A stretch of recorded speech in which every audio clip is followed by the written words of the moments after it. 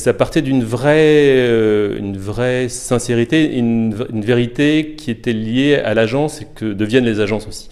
On sait que les agences sont de plus en plus variées dans leur profil et qu'on fait de plus en plus de métiers. Par contre, il est difficile souvent aux métiers de communiquer entre eux. Alors, je l'ai vécu dans les grands groupes de com, où souvent on fait croire que tout se passe bien, mais en cuisine, quand je dis en cuisine créative, avec les directeurs de création, c'est juste une foire d'empoigne. Les gens ne se comprennent pas, il y a des guerres d'ego. Qui commence, c'est souvent le TVC, le digital arrive après.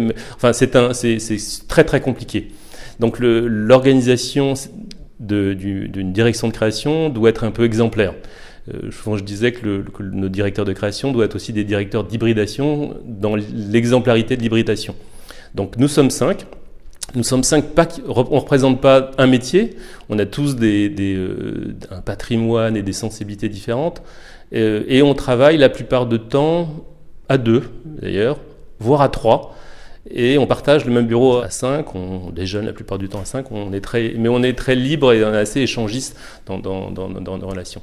Donc la garantie de tout ça, c'est d'avoir des idées qui circulent, des sensibilités différentes, injecter du design, être sensible à la communication, savoir se parler et un peu constituer sur le mode exemplaire la méthode de travail pour nos futurs créatifs. En termes de direction directeur de création, on n'est pas que 5, il y en a d'autres, on est 7 ou 8 même. Donc c'est plus le pool de la direction de création qui est collective. Et c'est ça qui est nouveau. Des directeurs de création nombreux dans les agences, il y en a plein. Il y a eu à la Young, il y a eu des 6 il y a quelques années aussi, mais sans jugement, parce que c'était des solutions, c'est plus une façon de répondre à différents clients. Nous, on travaille souvent à 2 sur le même client. On change, ce ne sont pas des binômes. Et je pense que c'est bien de retrouver ce côté un peu start-up aussi.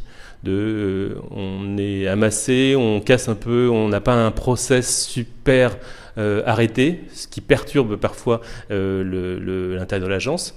Mais on ne peut pas à la fois rêver d'agilité, d'adaptabilité dans les agences et de tout déterminer comme si c'était un process unique, immuable et qu'on ne pouvait pas changer. Donc on est un peu les électrons libres de la création et ça donne beaucoup d'énergie.